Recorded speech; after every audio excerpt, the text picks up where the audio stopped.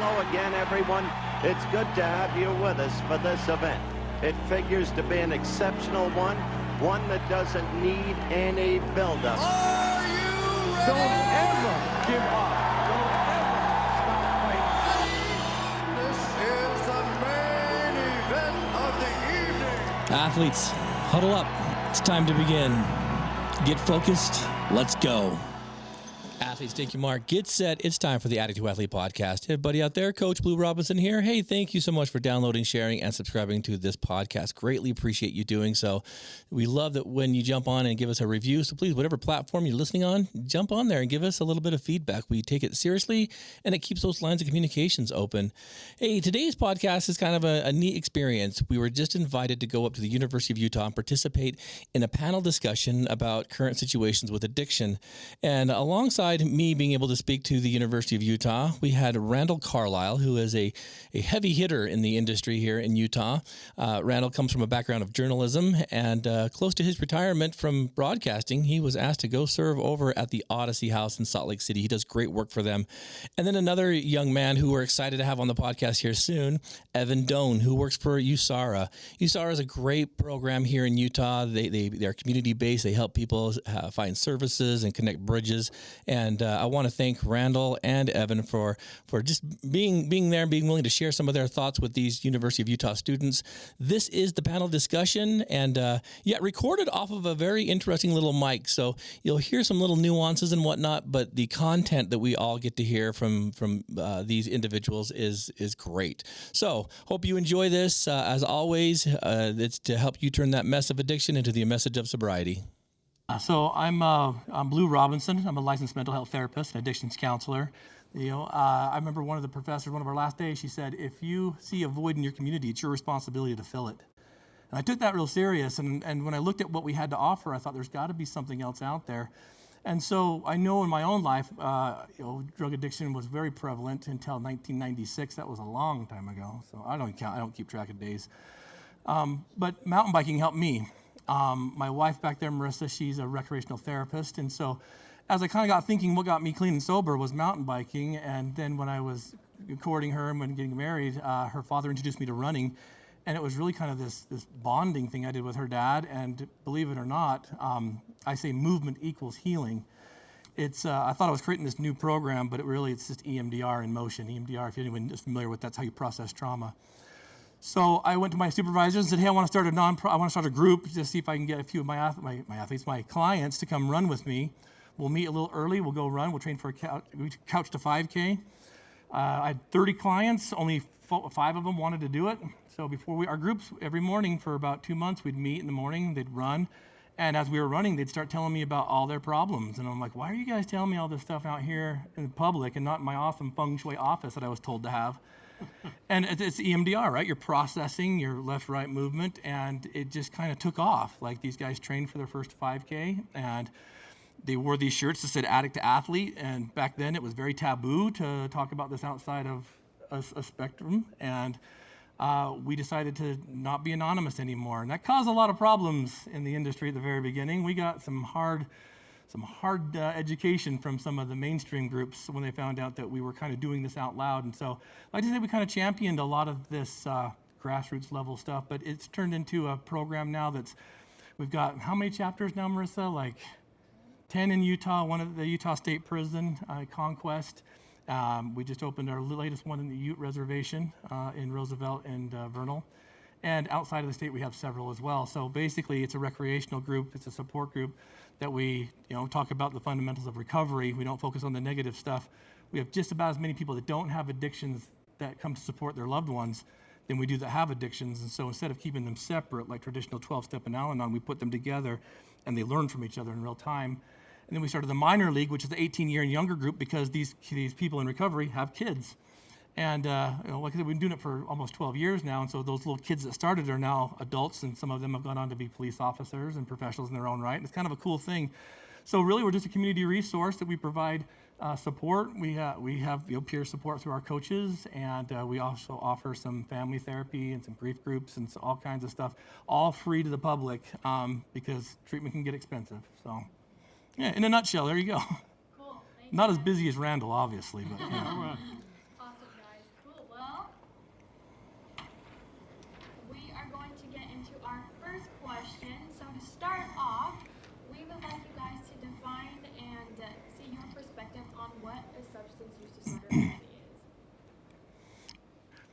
everyone looks at Randall. We're like, let's go, buddy. No, I looked at the government's definition, and I guess it works. Substance use disorders occur when the recurrent use of alcohol and/or drugs causes clinically significant impairment, including health problems, disability, and failure to meet major responsibilities at work, school, or home. So, I think there's a big difference between drug abuse and a substance use disorder. I mean, like if you guys go out and get loaded on St. Patrick's Day, maybe you abused alcohol for a day, but when you have to do it every day to stay calm or calm your nerves, then it becomes a substance use disorder. That's great. And I would add that like a substance use disorder is a chronic but manageable brain disorder, right? And so we look at it, I think in our world, we look at it much the same as we do any other chronic disease, like diabetes or heart disease, right? As long as people do what they need to do to kind of stay on top of that and get the treatment and support that they need, they're able to live healthy, productive lives. But it's something we've got to tend to throughout the course of our lives, and it may come back. It is a disease. Yeah. It's a complicated, my boss calls it a complicated lifelong disease. For instance, I haven't had a drink for 10 years, but if I had 1 or 2 beers, I'd be off to the races again because my brain is programmed that way for some reason. I guess maybe I programmed over years of drinking, I don't know. And alcoholism runs in my family, so there's a genetic factor in addiction as well. So it's really a complicated disease. But disease is the key word. No. I take a very different approach to this. Been doing mental health counseling and therapy for about 20 years now. And what I've noticed, and I'm glad that they talked about the dependence and then like the abuse. What I found is that most people typically abuse a substance to cover something that hurts, born from trauma. And when you start kind of figuring this stuff out, you start realizing that even though you have people that will come to treatment and they'll say, I have an amazing childhood, there's always something, and this is patterns, world according to Blue here. There's nothing in the government handbook on this. This stuff I've noticed. And that's when I look at see what's going on in their lives, typically around, age 6, 7, or 8, and then teenage years. By the time they start using something, on average, I ask them, what was, 2 years, from the time you started using, what was life like? Oh, mom and dad were going through a divorce, or we moved from Southern California to Utah. There's always some kind of weird activating event, and it takes about 2 years, on average, for the addiction to start kind of kicking in. Because when they say that your life becomes unmanageable, that's not an all-at-once thing. It's a slow process. Maybe school starts to suffer, but they're doing well in other areas. Maybe they start hanging out with friends, but they're still doing church and some of the home stuff. And by the time the parents kind of realize there's a problem, it's been about 2 years, and then all of a sudden it's a huge issue because now we've been caught smoking or we've been caught vaping or whatever. And what I've noticed is that trauma kind of starts forming into substances that they use to suppress. So the other thing I've noticed about addiction specifically is that people typically use substances that mimic what they're trying to suppress. So if people are smoking weed or they're drinking alcohol, there's some depression there. If they're looking at using opiates, that painkillers, pain kills not just physical pain, kills physical, mental, emotional, spiritual. And so once I start realizing, like, if someone comes in and they're using opiates or something, we start looking for where the pain is. And so what I've noticed is that the dependence, like the disease, I do believe it's a disease, but I don't think everyone falls into that category. I think everyone falls into that paradigm. There are a few that do, and there are some that don't. So I don't put my camp in either one of those. We treat and kind of go for the core issue of what's going on inside the individual themselves, and then help them understand the difference between how it feels and what you think about it, because we're easily convinced into feelings, right? It's kind of funny. I'm a therapist, and I'll never use the term, how does that make you feel? Because it's kind of dumb. I know how you feel. My question is, what made you start thinking that way? So if you come in with a core issue of neglect, right, then that's going to feel like painful. It's going to be sad. It's going to be depressing. But what made you think that? Your thoughts create the feelings that create that impulse to want to use and suppress. So I'm glad that we talked about the government issue thing, but you're going to see it in a lot of different areas, and it's always good to put your understanding on how you would approach it. I'm so sorry. I just have a quick question for you guys. So do you think it's more driven by the environment or by genetic factors, or is it a combination? I would say, that it's a combination of both nature and nurture, right? because we do know that there's a biological component, a genetic component, like Randall mentioned, but like Blue was saying, almost universally, people have a history of trauma. So there was this study done called the ACEs study, and so they studied what they call adverse childhood experiences. It's a 10-item questionnaire, 10 questions, and they're just yes or no. If you, the higher you score on that, so the questions like, did your parents get divorced? Was there violence in your home? The higher you score on that, the more likely you are to have a substance use disorder, of course. So there's a huge, trauma plays a huge role in people's development of substance use disorders, which, if you think about it, means that people with substance use disorders, the people that we kind of discriminated against, oppress, marginalize because of their substance use, they're really just a group of traumatized folks, right? Mm-hmm. And that's kind of messed up. Like, the way that we treat people with substance use disorders further marginalizes and isolates them, when we know that the opposite of addiction is connection, right? Yeah. And so the more that we can wrap our arms around the people that are struggling, the more likely it is that they're going to get better. I think Blue's right about, I don't think there's a soul that I've met who is dealing with addiction who hasn't had some kind of trauma. And I mentioned the genetic thing because it does play a role, mm-hmm. but only if I drank. Like if I've gone through four generations on my paternal side, and they're all alcoholics. If I wouldn't have started drinking at 13 or 14 and kept drinking forever, I wouldn't have become an alcoholic, regardless of what my mm-hmm. genetic predisposition is. And the other thing, I talk about this now, and I never thought it really affected me. I was sexually molested when I was an actor in a professional company when I was in 6th and 7th grade, and some guy took me under his wing and he molested me, and I always said, well, that really didn't have any effect on my life. But when I got sober and started thinking about it and started looking at my whole life, I figured that probably played a role. And it wasn't like, well, I'm going to have a drink because some guy raped me when I was in 6th or 7th grade, mm-hmm. but it's there in the back of your mind. So. But do you see, like 6th or 7th grade, 12 years old-ish? Yeah. You started drinking when you were 14? Yeah. See, I don't know why this has happened to somebody I picked up. It's about 2 years after some kind of activating event on average, and you can start finding and pinpointing what that is. And so, thank you for sharing that, Randall, because it really does play significant roles in our clients. That's why when we see so many of our clients getting horrible like services or like getting locked up or things of that nature, we're locking people up that have tremendous trauma and we're re-traumatizing them. So the system needs all of you coming up. Yeah, we've treated what should be a healthcare issue as a criminal justice issue. Yep. That is just going to wear things. It's going to wear thin. And things, I think, with all of you guys your age, looking at it in a realistic way, as opposed to looking down and saying, well, these guys are all moral degenerates because they were addicts or alcoholics, and treating it as a disease and a healthcare issue, the stigma by the time you're running everything will be gone. Yeah. That's the goal.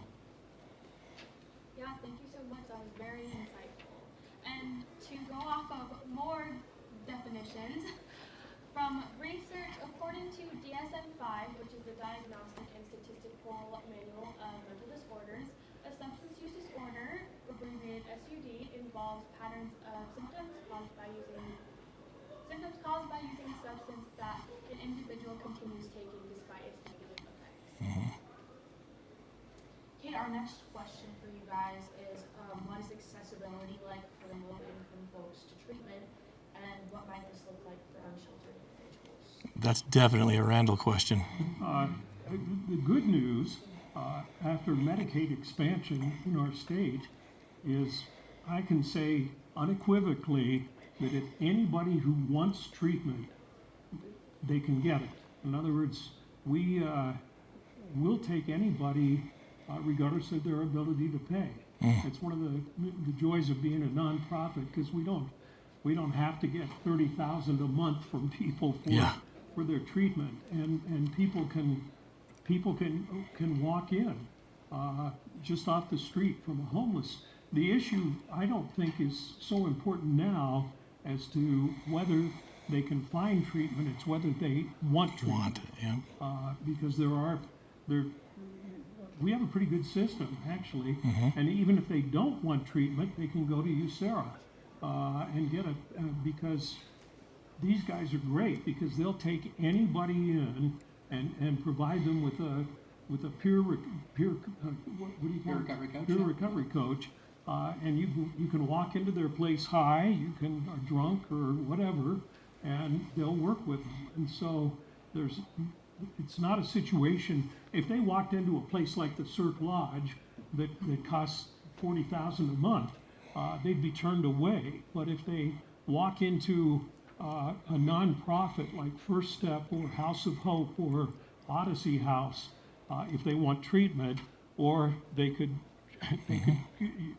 go to your blues group, or they could go to USERRA. There's plenty of places available if you want help. And the people who fail in our program are people who don't really want help, but they're forced to go, they're court ordered, or they're in drug court or whatever, and it's a good way to get out of jail, because you can get released early from prison or jail if you have a treatment center that is willing to take you. We frequently send letters to the Board of Pardons and everything saying, Jim Smith has served 1 year for heroin possession, and we have a bed for him, and they'll release him then. And so some people use the system, but the good news is that anybody who wants help can get it. And Utah has a pretty good system, I think. I think so. I agree, and I think it's important to point out too that prior to Medicaid expansion in our state, that was not the case, right? Like people, and this was just a few years ago that we expanded Medicaid in the state of Utah via a ballot initiative.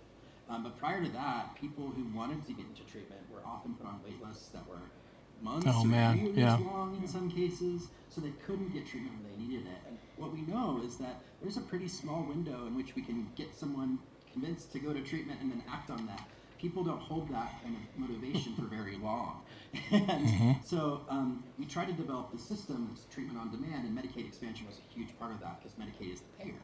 I think now it's also important to acknowledge that the bottleneck that we're seeing in our system of care is more around the shortage in the workforce for behavioral health right now. Yeah. We just don't have enough master's level clinicians to meet the demand in people's need for treatment. So that's something that there's been a lot of movement around in the last couple of years, trying to get more people back into school to study things like social work or mental health counseling.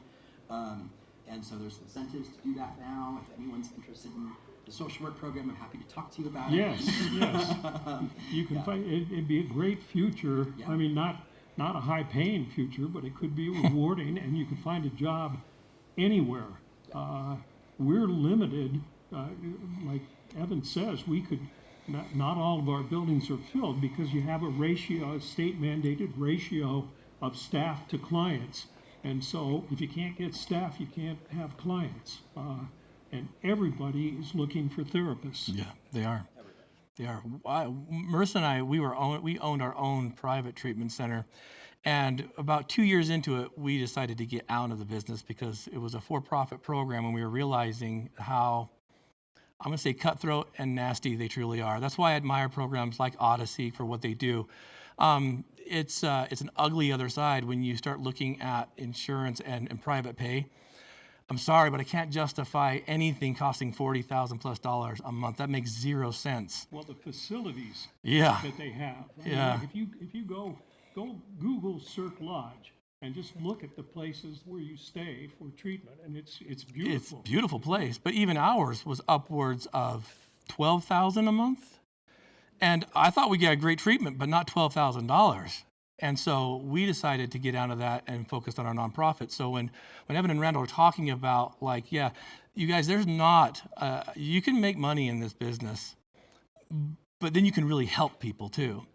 And I would much rather, be on the front lines of assisting people find shelter and getting the help they need and building communicative relationships than driving a new Tesla. I know that's, it's kind of crazy, but a lot of people that you find that stay in this field for long, they don't do it for the money. They do it because of the empathy and compassion they have for their fellow man. So I love hearing what you guys are saying. And that's why I respect programs like USARA and Odysseys, because they are open doors and come one, come all. It's so cutthroat that there's brokers out there who just go around finding people to go to expensive places, and they get a bonus for every person they send into the place. And it really is cutthroat. Yeah, and sheltering them even after they get done with the program is difficult, because then they have sometimes charges on their record, and most landlords don't want to rent to individuals that have backgrounds, even though they've gone a long way. So then they're done with treatment, they're done with sober living. They're like the fish in Finding Nemo at the end, right? They're in the bags in the bay, and they're like, well, now what? So there's a lot of work that has to be done even post that, so that we can give them the best step forward. I've seen news stories. I think it was down in Florida, where some of these brokers would get client A into an expensive treatment center. They'd collect their money for getting them in, and then when the person got out of the treatment center, they'd find them and they'd take them out to a bar or buy some drugs or something and use with them to get, and then they'd say, hey, my client has relapsed, he needs to come back in, and they collect a fee again. I mean, not to say that doesn't happen here, but we did pass a law that outlawed that practice in the state of Utah.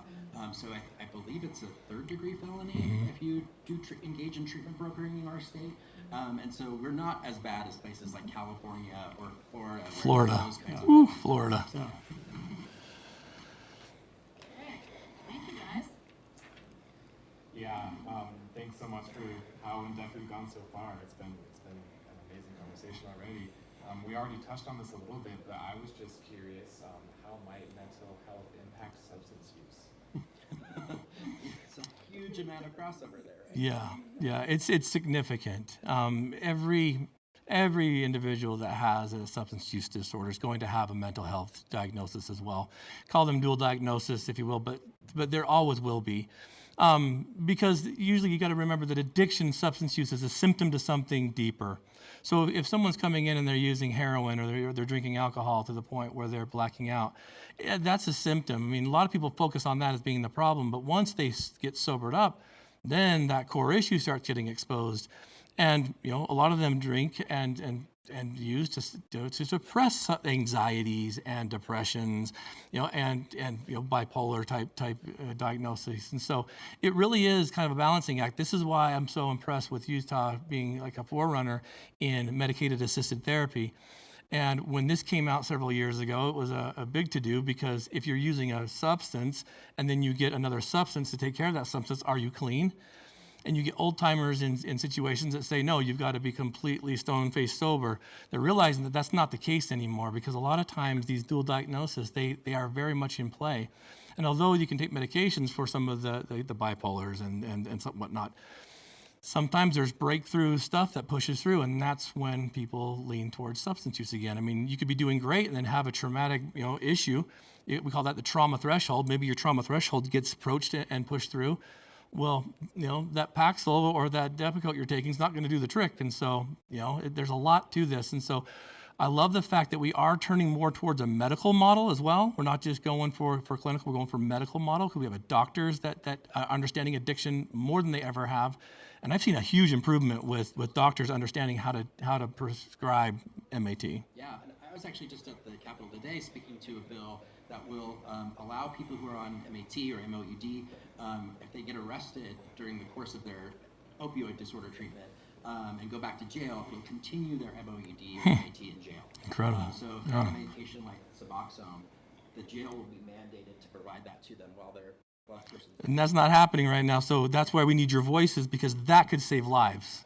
Yeah. One of the problems with diagnosing someone or treating them, because we have 2 mental health facilities where the mental issues are more significant than the substance use issues are. One of the problems is for drugs like, say, meth. If there's something called meth psychosis. People, you read about people going nuts.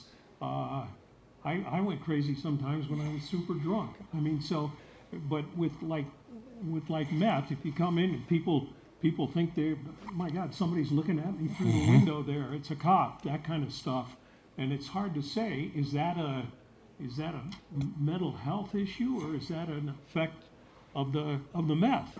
And you only find out after somebody gets sober for a period of time, that they may have severe mental issues that need to be dealt with, or not. You know. We used to have these like debates in treatment settings, like, is this person a mental health person or a substance use? And like for some reason it was like important to try to figure out which was primary. I think more and more we're just treating it all at the same time, right? Yeah. With a more comprehensive approach, like that we can address the mental health aspects and the substance use aspects with the same person. But one of the biggest problems I saw when we were exclusively running the treatment center is that insurance companies look at that very different, because they will give you X amount of money for a substance use disorder, but then like Randall says, once that psychosis has ended, and now we're seeing that there is still some issues there. If they're clean and they're testing positive, they've been there for a while, if they're testing clean negative, then they'll release them. And sometimes I remember debating with panels of insurance companies saying, it's new, literally, it's January 31st. We cannot discharge this person right now because as soon as we do, he's going to be using. They're like, well, we'll discuss it with our panel. And then 5 minutes later, like, yep, nope, they decided to let him go. So this is a huge part. And so although we want to try and separate them, like I said, we've got to put them together. If we're going to do it, we have to treat the whole client start to finish. I don't think we should, be pulling that apart.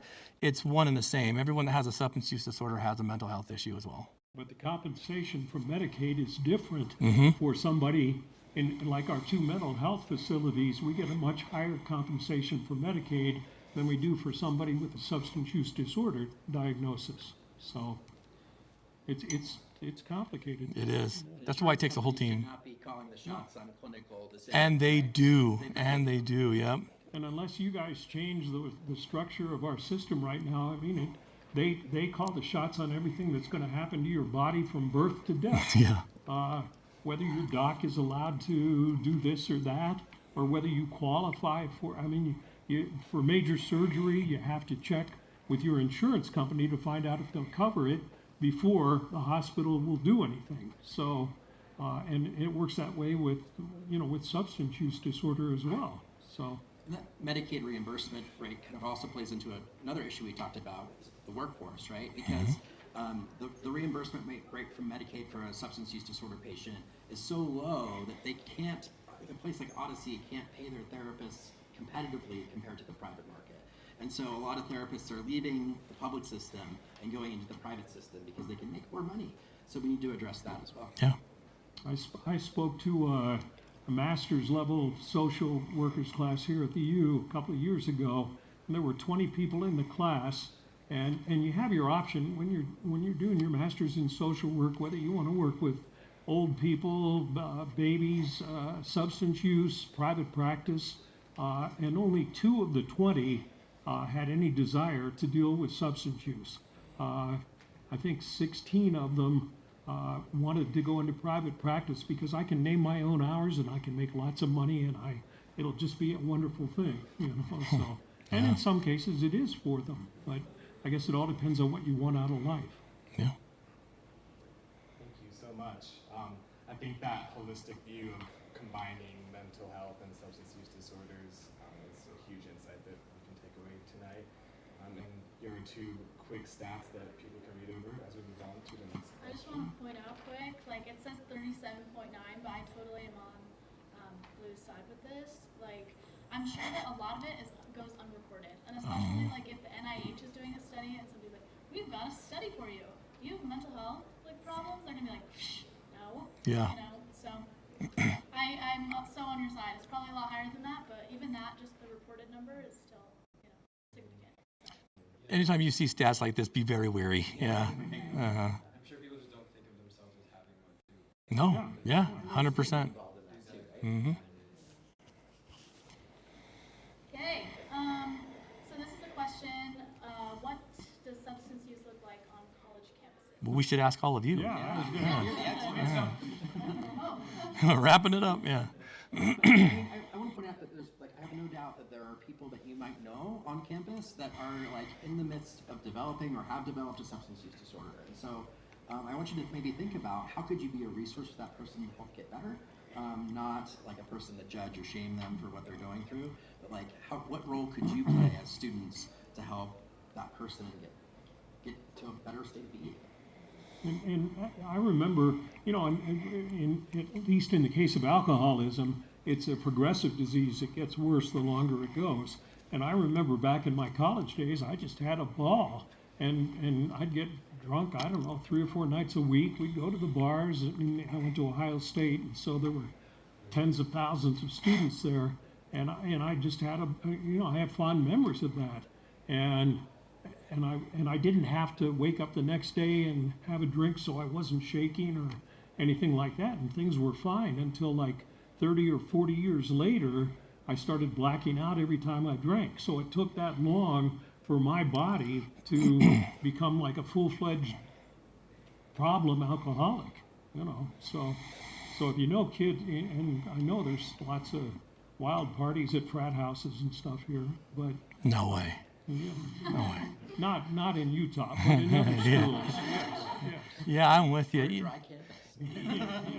Well, addiction and substance abuse is so prevalent that every one of you in this room tonight knows someone, either in your family or your immediate friendships, that struggles with some kind of addiction. But what I would say that you all should be, if you don't mind me, I'm just going to pick on you. How old are you? 21. Okay, 21. From about age 22, 21, we're starting to see something very interesting, and no one's talking about this, and you guys need to take it very seriously, and this is something that's going to be on everyone's horizon, and that is what's happened because of the opiate epidemic. With the opiate epidemic, right now with all substance use, really, we're losing over 100,000 people a year. That's 95 people a day, a little more than 10 an hour. But the thing you got to be careful of is that now we have these little kids who have lost primary caregivers, sometimes both parents, due to addiction. So they're being raised by non-custodial parents. And when these kids start growing up, 22, 21 is what we're starting to see now, and below, they're going to have very heavy, emotionally charged problems. And many of them, even the kids, I met a kid just the other week whose mom passed away. She was one of my clients. And I saw him now as an adult, and he is broken. And it really did kind of break my heart, because I told Marissa, I'm like, it's here. They call them the opiate orphans. And we haven't seen anything yet, because this next wave of all these kids that were left behind, they're going to need lots of help. And so you're going to see things like alcohol consumption. You're going to see things like opiate-based medication abuse and heroin and those types of things. Fentanyl right now is ravaging our country, and not a lot of people are taking a good look at it. So all of you should be aware that your roommate, your friend, a family member is going to struggle with this, and it's here on this campus too. And so, you'll see a lot of these emotional behaviors start turning into addictions, and many of them are going to struggle. And we haven't done anything to prepare ourselves for this wave. Tons of our young clients say their parents, one or both of their parents are addicts. It's very frequent. How many how many students from different colleges do you guys have in your organizations, like in our age group? Yeah, we have from UofU, we have some from BYU, we've got some from Dixie State down there, and a lot of them are talking, like the alcohol, some of the more casual stuff. Obviously, like Adderall and those kind of things, that stimulant-based medications to help. You don't realize that stuff does have long-lasting issues, right? So there's a lot of caution that should be taken into that. Everyone's kind of free to do what they want, but like Randall says, have the experience, but be careful about when you're using it. We see now ads in magazines and flyers in Amazon packages for mommies to have a bottle of wine once they have a kid. That's scary. That's kind of weird stuff. And I'm like, we got to be careful with the way that our society's just nonchalantly just inviting it in. We have one of our graduates who really stood out to me. She came to the U on a full scholarship for swimming, and she somehow dabbled with meth, and it just became a full-blown addiction for her. And she dropped out, and she ended up down on the block and in jail, and finally going through. I don't know if we're the first program, but she has successfully completed our program, and she's doing good things now. She's very bright. She obviously was a good swimmer to get a full scholarship, and that's just. And I'm sure she used meth because she wanted to stay slim and powerful to swim and everything, and that's the feeling it gave her. So I wouldn't say we don't have anybody in Odyssey who directly came from being an active student to our treatment program, but we have people who went to the U and BYU and Utah State and Weber State, who a couple years later they drop out because of their addiction issues and then come to treatment. So there's also resources on campus that I want everyone to be aware of. So the U has a collegiate recovery program called Recover at the U, and so if you know of anyone that's struggling, Recover at the U is here to help. There's also in the community, there's Young People in Recovery, which is a recovery group for people that are they're young or young at heart. They welcome anybody, and they some of the ideas we've been getting at tonight is supporting people in multiple pathways of recovery, right? Like there's not just one way of people getting better anymore. It used to be that like 12-step programs were the only game on the block. Now there's lots of different ways that people get better through. I mean, still through 12-step, but also things like recovery dharma or fitness groups or smart recovery, or there's a whole number of different kinds of things for people to get engaged with. And I think that like programs like Recover at the U, Young People in Recovery, can really help people find a program of recovery that's going to work for them. And you have to remember that everything has to be confidential. I mean, you're not going to be judged because you go into a clinic at the U and say I've got a whatever issue, because they can't talk about it. Just like we're governed by that too. We can't even tell like a parent or a loved one that their loved one is in treatment unless they sign a release of information when they come in. Otherwise, we can never confirm or deny that anybody's in our program or talk about how they're doing, even if it's a husband who wants to know how his wife's doing. If she didn't give permission for us to release the information to him, we won't even confirm that she's there. So you're totally protected if you self-report that you have a problem. So, and it'll never go down on your record. If it does, you can file a great lawsuit and be a millionaire. There you go. Yeah, so this is just a figure I found. So this is one of those, brats, right? Peers, being, a young person going from like high school to college, like it's a pretty big change, and so anyway, those are just a couple things I found. So Yeah. All right, the next question, we've already definitely talked about some stressors that would cause substance use disorders, but how might stress exacerbate substance use disorders, and what could these stressors look like? One of the biggest reasons people leave, because none of our facilities are lockdown facilities, you can leave whenever you want. And I'm trying to think of the major reason people leave our residential care is love interests. Really? Yeah, I wouldn't have thought that. Yeah. I'm just kidding. Yeah. You're right. No, You're right. It's like, and the major reason they relapse is because of love interests. So my boyfriend dumped me. I'm going to use again. But I don't want to stay in this program for 2 or 3 months and not see my girlfriend. Or I formed a bond with a girl here in my treatment program, and we're both going to leave together, so we don't have to put up with this crap in the program. And then when they get out, if one of them relapses, the other one relapses, and that's the primary reason. The secondary reason that we see is a death in the family. That seems to trigger people very heavily. Stress is a huge component of this. It's the number one cause of relapse, I would say. And this is what I still do it with my athletes, is that if they're having a rough day and they're like, Coach, I'm done, I want to use, I'm like, okay, you go ahead, I got your back, you can. But first, I want you to go out and run your 5K. You go and put your 3 miles in, show me your times, and you have my grace, you go ahead. Not one of them has ever done that's ever come back and wanted to use. Why? because when you're out there running, what does it do? You process the issue, your stress begins to reduce, the cortisol doesn't get a chance to stay in your body, you push it out, and they feel better. So stress is very, very, I think, strongly related to relapse. And so positive stress can look just like negative stress. Your body can't tell the difference. And so if it's something even super exciting, like when people get close to maybe even graduating, they get a little bit excited, but they're nervous, that stress can kick up, and we see that people have a hard time maintaining that once they're out, because now, again, the fish in Finding Nemo, now what? So this is something with stress reduction, and to understand where it holds in your body. Every one of you right now are holding stress in your body somewhere. Typically it's in your heart or in your lower back or in your shoulders, you get tension headaches. It's a very real thing, and I really think that you should do as much as you can for self-care.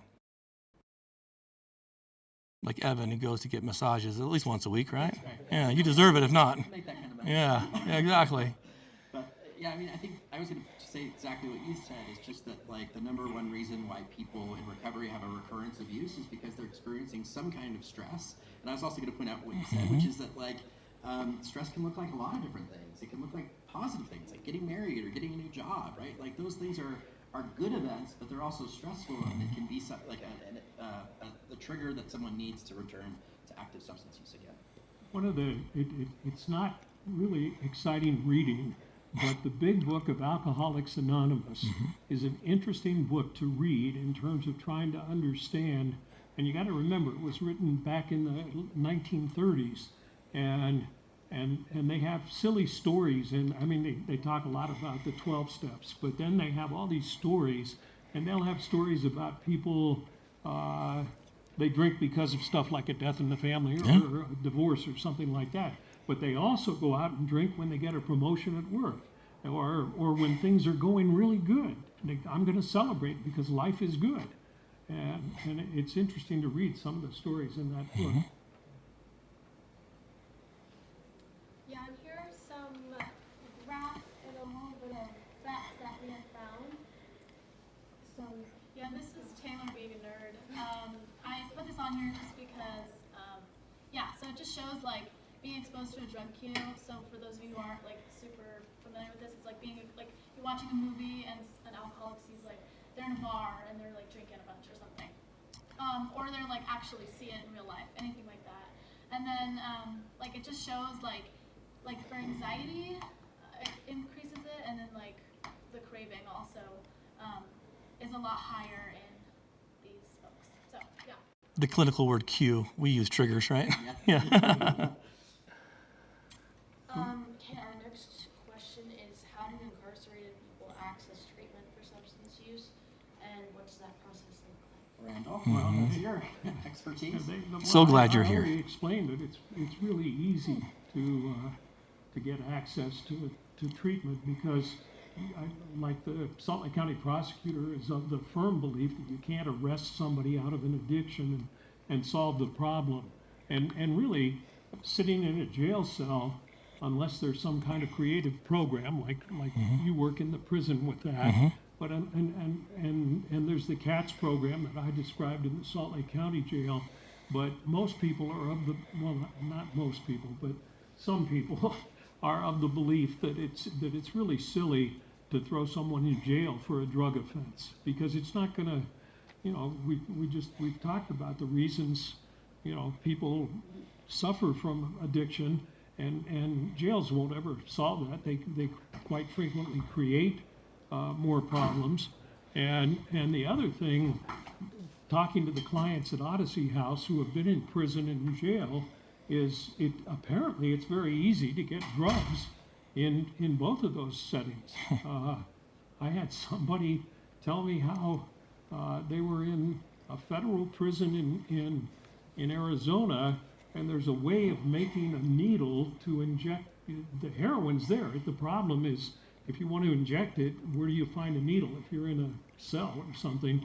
And they found a way, working in the kitchen, to snip. They get these big bags of milk to put in a machine to fill a glass of milk. And when you snip the rubber thing that comes out of the bag, there's a way to make that into something small enough that you can shoot it. You can use it as a syringe. Man. And so, I mean, you hear these stories, and they come up with a million different ways. But in answer to your question,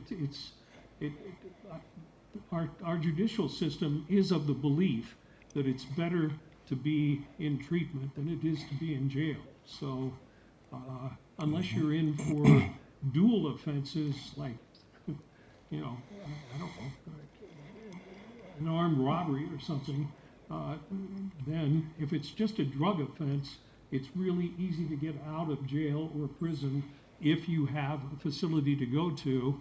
And there are the nonprofits I mentioned, First Step House of Hope, Odyssey House, Valley Behavioral Health. Those nonprofits, if they'll send a letter to the prison or to the jail and say, we'll accept this person, then that person can get out. So it's pretty easy to get treatment if you're in jail. Just more and more we're seeing diversion programs as well that prevent people from ever having to go to jail. Yeah. Right? Like when it happens now at arrests. We're building this crisis receiving center in Salt Lake County now, where a police officer will be able to take someone who's having a substance use or mental health related crisis instead of jail. Brilliant. So they can get immediately into the care that they need and not make their lives worse and more traumatic by taking them to an institution. Mm-hmm. Volunteers of America has 2 detox centers here, one for women and kids and one for men. And frequently, if a cop sees a guy passed out on the street or something, they will frequently take them to VOA detox as opposed to taking them to jail, because then they don't have to fill out any paperwork, and so it's easier on them, but it's a better place for the person to be than going to jail. Brilliant. So. Yeah, I just have one question. So like when you're like sending those forms to be like, okay, yes, let's get them out of prison and take them to this like treatment. So like how does that like, how do you go about like, do they have to contact like the organizations who write those letters, or do you guys have like a list, or like how does that work? Frequently relatives contact us and say, I have a son in prison or jail or whatever, this is his name. And then the one, we just don't take anybody that comes from prison or jail. We either go out and do just a screening, not an assessment, but a screening for that person to find out if they would be acceptable in our program. And then we send the letter to the Board of Pardons if it's prison, or the prosecutors if it's Salt Lake County Jail. So, but somebody has to reach out on their behalf, or they reach out to the legal defenders and have their legal defender, because everybody has access to the LDA in jail, and they have their legal defender contact us, and then we send a letter saying yes. So it's not like you're just stuck there and you can't get out, But you have to take some initiative yourself, and that goes back to the statement that I said about people having to want treatment. Well, that first point is great, because we talked about that bill that is to address that very issue, right? Mm-hmm. Yeah. So I like my little facts. Those are great facts. Carrying on. We're just gonna we're a little short on time, so we're just gonna skip to the last question. So those questions.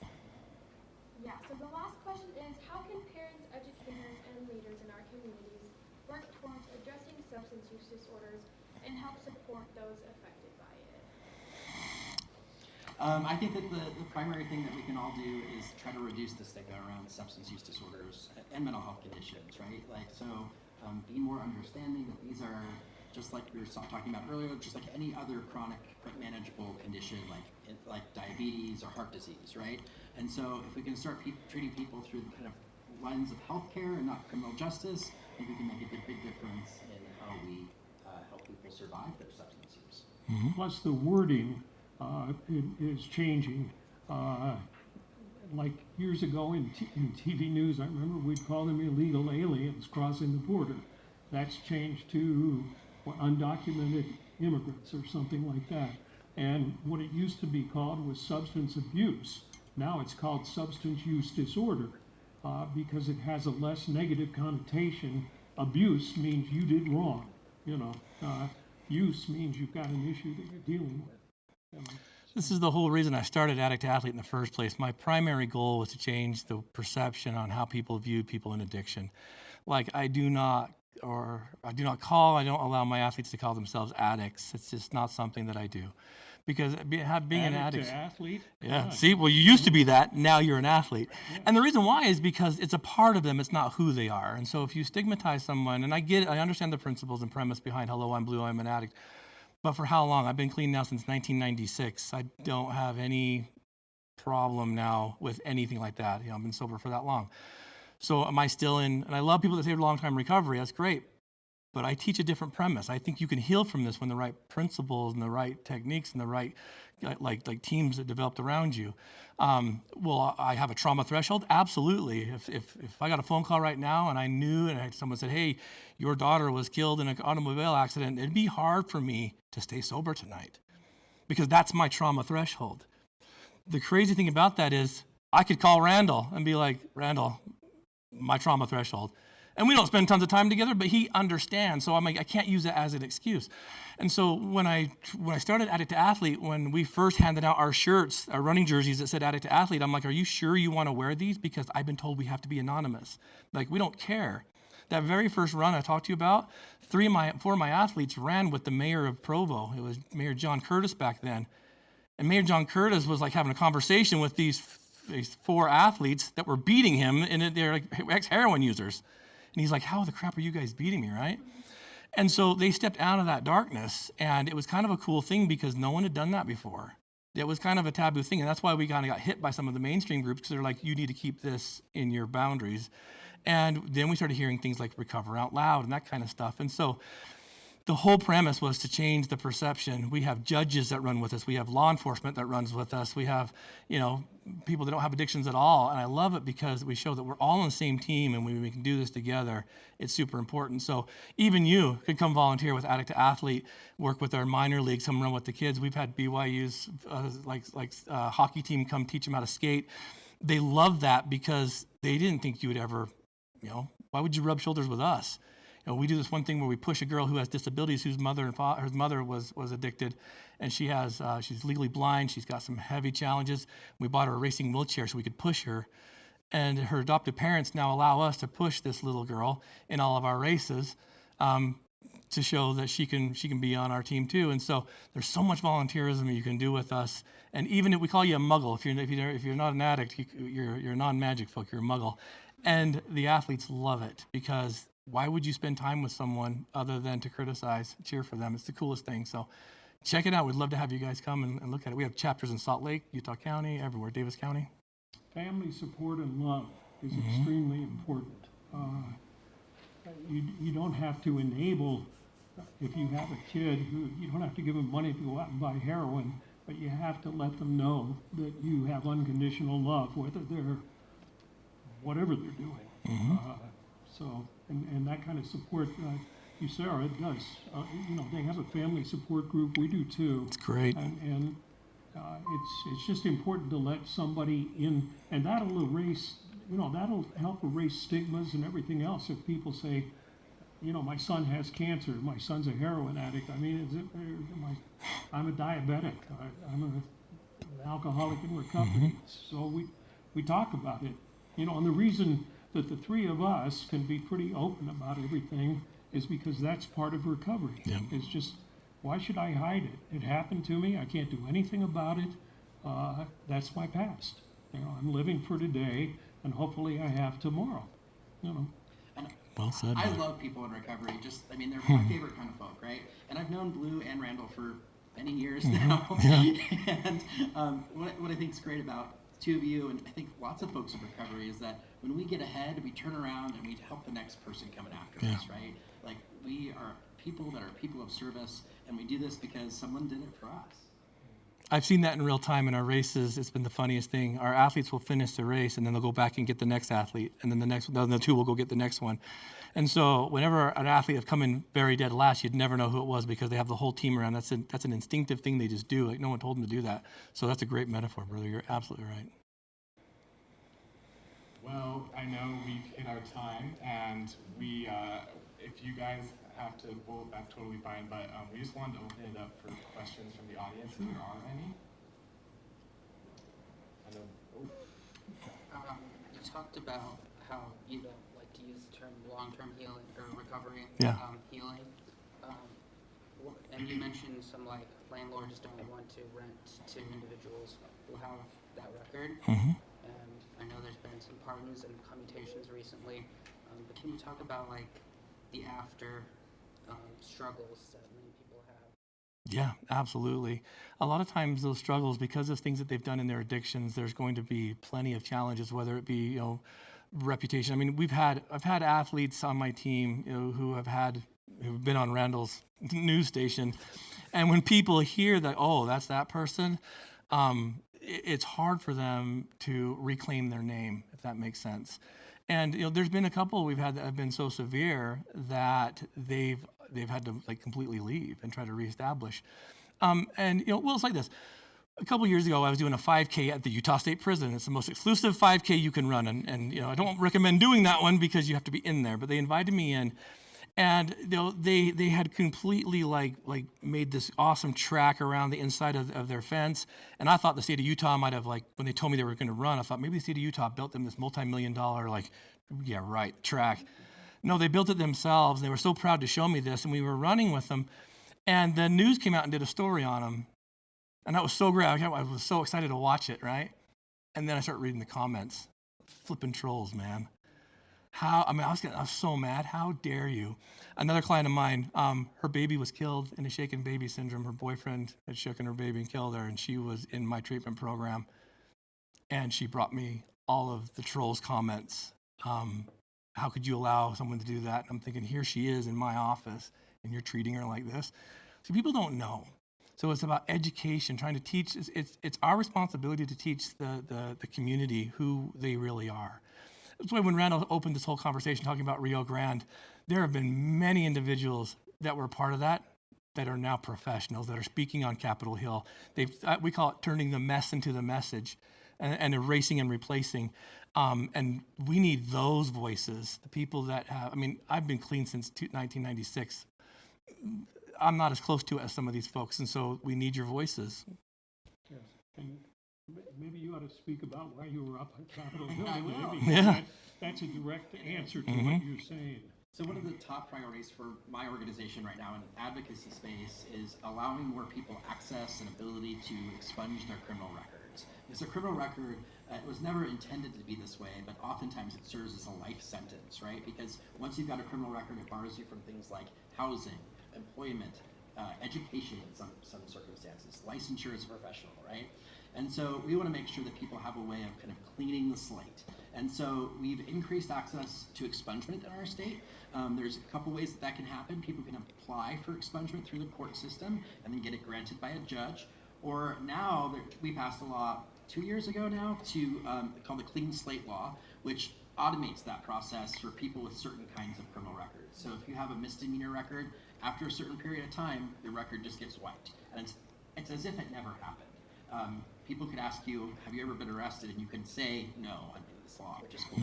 Have you seen on employment forms or on housing forms? Yeah. It always asks that question. Right. Yeah, and so I was up at the Capitol today because there was a legislator last legislative session that did this pilot program which waived all the court fees for expungement filings. And those can be expensive because they add up per charge. So if you've got 5 charges, it adds up to over $1,000 really quickly.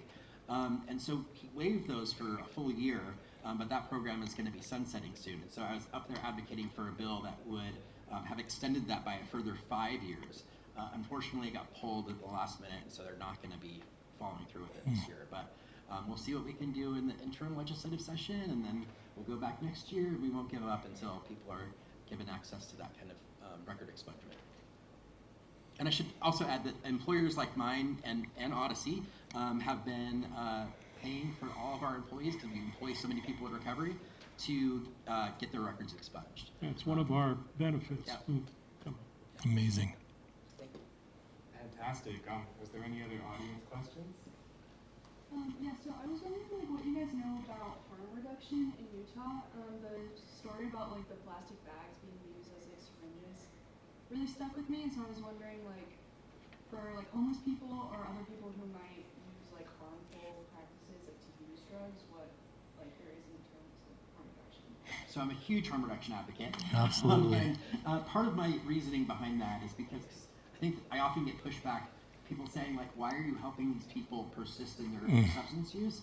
All I'm helping people do is stay alive, right? Like I just want to make sure that people who have a substance use disorder survive their substance use disorder long enough to get into recovery, right? And so that means like having access to things like clean syringes. A couple years ago, or a few years ago now, we, my organization helped pass a bill that made naloxone broadly available in our state. And naloxone, the only thing it does is reverse an overdose. It doesn't get people high. If you give it to someone who's sober, it's not going to do anything to them. But prior to a few years ago, you could not get it outside of a hospital. Now, anyone in the state can carry it.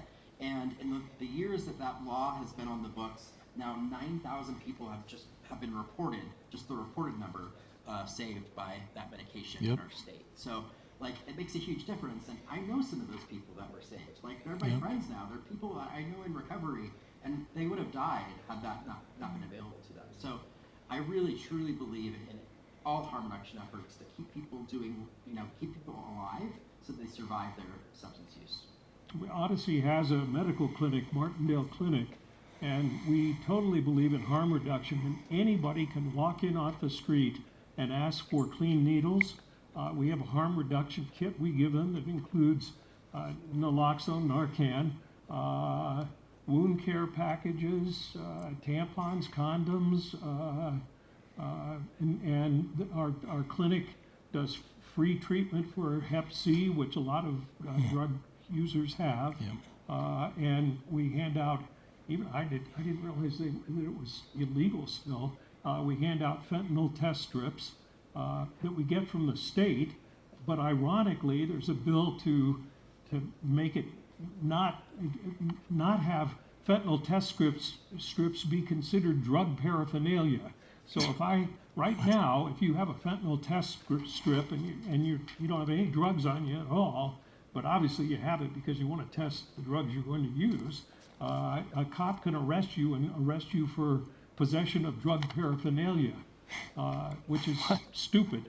And the state gives them to us to hand out at our clinic. But that's why we need your voices. You guys don't realize how effective you could be. So we embrace that, and we also prescribe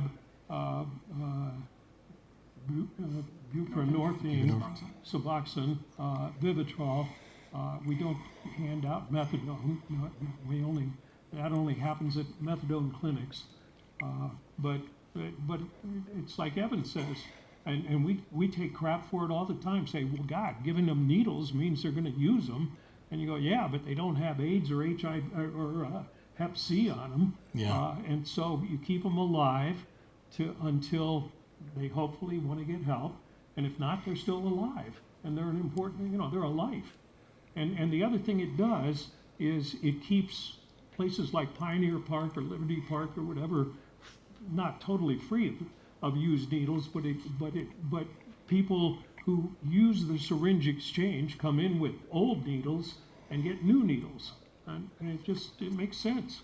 It doesn't encourage them. They're going to use the old needle if they don't have the new needle, so it doesn't encourage usage at all. And for those who are not familiar, harm reduction operates under the principle that with any behavior, there's certain risks involved, and so harm reduction is reducing those risks without abstaining from the behavior. And we do it all the time in our lives, right? When I get in a car, I put a seatbelt on as a harm reduction method, right? Just in case I get into an accident. The helmet law. We're all familiar with it as it relates to sex, right? Like there are certain things I can do, like wear a condom, have birth control, that will prevent the harms of unwanted pregnancy, right? And so harm reduction in this context is applying it to substance use, is reducing the harms involved with substance use without necessarily abstaining from the behavior. But it's a hard sell in answer to your question to a lot of people. So old school thinking. Thanks so much for that, guys. Any last questions? Question, and I feel like it's kind of broad, so I feel bad that we're down on time, but so I work in a hospital and I've had quite a few patients who are there for withdrawing symptoms, and a common theme I've noticed among these patients is that they kind of they feel like they're burdens to us, they apologize a lot, they can't get out of there quick enough because they feel like they're just burdening our healthcare system. And so I was wondering how that that shame or like that confusion with like substance use disorder as like a choice that they should be punished for interferes with seeking out treatment for like you guys personally or for the people that you deal with. It's a huge thing, right? I think that most of those patients have probably been conditioned by healthcare systems to feel that way. They've probably been told by a doctor or nurse at some point that, you shouldn't be here, you're just here last week, right? And so our organization, USARA, has a team called ARCHES. It's the Addiction Recovery Coaching and Healthcare and Emergency Settings team. And they're 24/7 on-call peer recovery coaches that can meet with a patient in a hospital or ER and help them navigate what comes next for them. So more and more doctors and nurses, like at the university here, are asking patients, like, do you want to speak to somebody in recovery? And if that patient says yes, we'll be there within an hour to help them figure out what comes next for them. And so they have someone that can give them some hope, someone who's been through it, and I think that makes a world of difference in people's experience out there. The issue of shame is a big one I know I felt it because I tried to hide the fact that I was an alcoholic, so I felt shame. And most addicts will tell you that they do feel a bit of shame for what they have to go through to keep their lifestyle the way it is. Yeah, so what could you do as a nurse or as a healthcare practitioner? I'm sorry, I don't know what your background is. But you can help normalize that experience with the patient. Say, I'm glad you're here, right? Like, give them a smile, even if it's just like making eye contact and being warm, makes a huge difference. You're dealing with a disease. If we're here to treat you just like we treat any other disease. Well, on that uplifting note, I think we're going to go ahead and wrap this up. But just from all of us, thank you so much, not only for coming and sharing your time with us tonight, but also for bringing your passion. We can all tell how much you care about it, I think, and it's been really beautiful to be a part of. So can we get a big clap?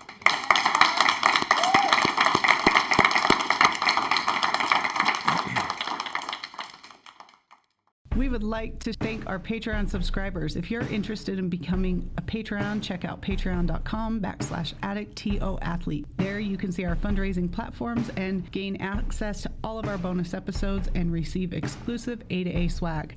We'd like to thank our super fans, Karen Hardy, Steve Riggs, Tracy Whitby, Jerem Thurston, Tara Butson, Holly Davies, Scott Foster, Brett Frew, Chris Williams, and Sensei KP Brown. Then our rookie levels, Sione and Mary Inuk, Sherry Polson, and Earl Dyer. Pro level, Andrew Baird, Wendell Wood, and Gary Thurston. And champion level subscribers, the Robinson family, and Ron and Dee Loesch. Thank you all. Check out patreon.com.